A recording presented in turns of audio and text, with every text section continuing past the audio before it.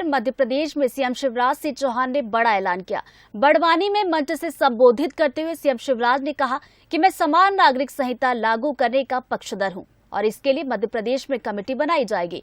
उन्होंने कहा कि एक देश में दो विधान नहीं चलेंगे, एक ही होना चाहिए। कई बार बड़े खेल हो जाते हैं, खुद जमीन नहीं ले सकते तो कोई आदिवासी के नाम से जमीन ले ली। होता है कि नहीं होता? अरे बोलो रे भैया। और कई बदमाश ऐसे भी आ गए जो किसी आदिवासी बेटी से शादी कर लेते और शादी करके उसके नाम से जमीन ले लेते। आज मैं जागरण की अलख जगाने आया हूं। बेटी से शादी की और जमीन ले ली। मैं तो इस बात का पक्षधर हूं कि भारत में अब समय आ गया है कि एक समान नागरिक संहिता लागू होनी चाहिए। एक से ज्यादा शादी क्यों करे कोई? एक देश में दो विधान क्यों चलेगी? एक ही होना चाहिए। और मध्य प्रदेश में भी मैं कमेटी बना रहा हूं। समान नागरिक संहिता, एक पत्नी रखने का अधिकार है तो एक ही पत्नी सबके लिए होनी चाहिए, फिर ज्यादा क्यों होना चाहिए? कई बार बड़े खेल हो जाते हैं।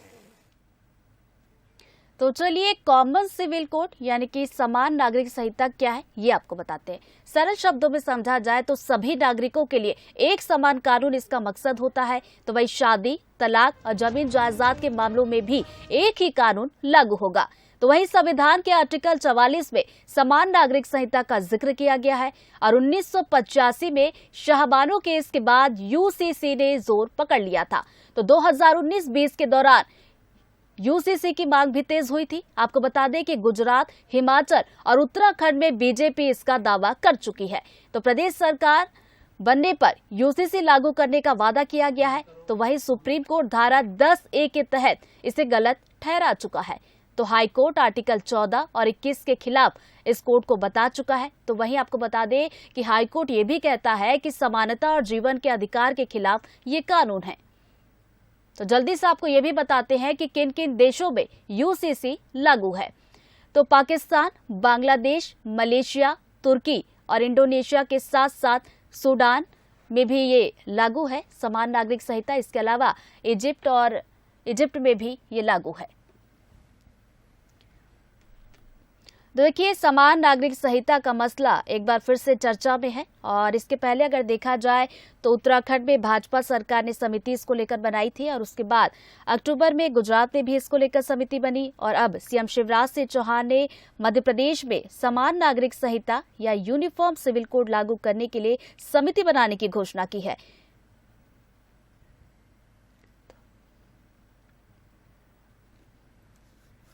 तो देखिए, अगर सरल शब्दों में इसे समझा जाए तो देश के हर एक नागरिक के लिए एक समान कानून लागू किया जाएगा और सीएम शिवराज सिंह चौहान ने इसको लेकर बड़ा ऐलान भी किया है। तो देखिए, इस कानून के तहत अगर देखा जाए तो चाहे वो किसी भी धर्म से हो या फिर समाज से हो और इस देश में रहता हो कोई भी नागरिक हो, सबके लिए ये कानून समान होगा और सब पर लागू होगा। तो 2 हफ्ते में अगर देखा जाए तो असम और कर्नाटक की सरकारों ने भी समान नागरिक संहिता को लागू करने के संकेत जरूर दिए और भाजपा इसके लिए प्रतिबद्ध भी दिखाई दे रही है। तो चलिए, इसी खबर पर ज्यादा बातचीत के लिए एग्जीक्यूटिव एडिटर मनोज सैनी जी हमारे साथ जुड़ गए। सीधा उनका रुख करते हैं। मनोज जी, राजधानी भोपाल में देखा जाए तो मंत्री और विधायक सीएम शिवराज के इस ऐलान के बाद समर्थन में दिखाई दे रहे हैं। तो वहीं कांग्रेस की बात की जाए तो चुनावी प्रोपेगेंडा बता रही है। इस वक्त आप भारत जोड़ो यात्रा में भी मौजूद है, वहां तक भी ये संदेश पहुंचा होगा। वहां से क्या कुछ प्रतिक्रिया आप देख पा रहे हैं?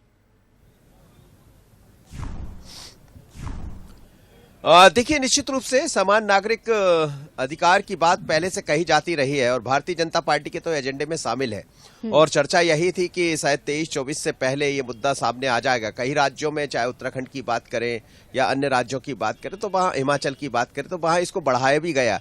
लेकिन मध्य प्रदेश सरकार ने भी अब निर्णय लिया है तो जाहिर सी बात है ऐसे दौर में कर रही है सरकार। जब भारत जोड़ो यात्रा चल रही तो प्रतिक्रिया भी उसी तरह की है।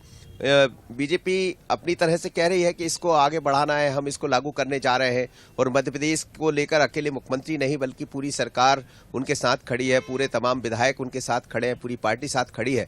पर बड़ी बात यह है कि भारत जोड़ो यात्रा से यदि जोड़कर इसको देखें तो कांग्रेस यही मानकर चल रही है कि भारत जोड़ो यात्रा का असर है, क्योंकि जिस तरह से ये सफलता मिली है भारत जोड़ो यात्रा को, तो अब कुछ नया करना चाहती, लोगों को बरगलाना चाहती भारतीय जनता पार्टी। हालांकि ये भी समझने की जरूरत रहेगी कि समान नागरिक अधिकार की बात पहली दफा नहीं आई है। इससे पहले लगातार कुछ दिन पहले जब अमित शाह यहाँ आए थे, जब भी चर्चा हुई थी कि जब बैठक के दौरान ये बात सामने आई थी कि हो सकता है कि साल के अंत तक यानी दिसंबर तक इस पर केंद्र सरकार काम करे और एक अलग से विधेयक भी इसको लेकर आ सकती है केंद्र में। लेकिन उसके बाद आगे क्या होगा, पर अब अलग अलग राज्यों को तरफ केंद्र ने भी इस बात को बढ़ाया और हम देख रहे हैं पहले 2-3 राज्यों ने इसको आगे बढ़ाने के साथ मध्य प्रदेश सरकार भी इसको लेकर आ रही है।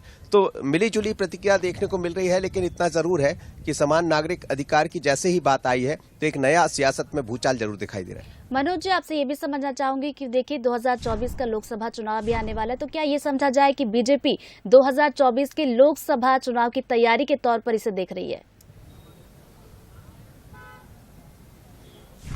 देखिए 2024 के जब लोकसभा के चुनाव होंगे तो हमें लगता है भारत जोड़ो यात्रा को भी उसी से जोड़कर देखा जाना चाहिए। और भारतीय जनता पार्टी, जैसा अमित शाह ने अभी गुजरात में कहा कि हम तारीख नहीं बताएंगे, हमेशा कांग्रेस कहा करती थी, लेकिन हम तारीख बता रहे हैं कि 1 जनवरी को हम मंदिर का उद्घाटन करने जा रहे हैं जो अयोध्या में मंदिर बना है।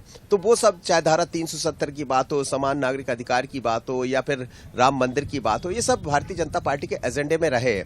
और ऐसे दौर में जब हम 22 दिसंबर चल रहा है, 23 की तरफ बढ़ने वाले हैं, उसके बाद 24 भी होगा। पहले 23 में 3 राज्यों में चुनाव होंगे, राजस्थान, मध्य प्रदेश, छत्तीसगढ़।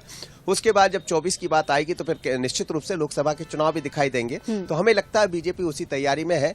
और एक जो उनका शेष बच गया काम, जिसे समान नागरिक अधिकार कहते हैं, तो हमें लगता है उसकी तरफ भारतीय जनता बढ़ने जा रही है। और 24 से पहले इसको लेकर कई फैसले भी दिखाई दे सकते हैं, केंद्र की तरफ से भी इसको लाया जा सकता है, और राज्य सरकार तो अपनी अपनी तरफ से कर ही रही है। तो इसको एक एजेंडे के साथ आगे बढ़ाने की तैयारी में भारतीय जनता पार्टी। बिल्कुल, तो इस एजेंडे को आगे बढ़ाने की तैयारी में भारतीय जनता पार्टी दिखाई दे रही है। मनोज जी, बहुत ही विस्तार से आपने समझाया इस पूरे मसले को, बहुत बहुत शुक्रिया आपका।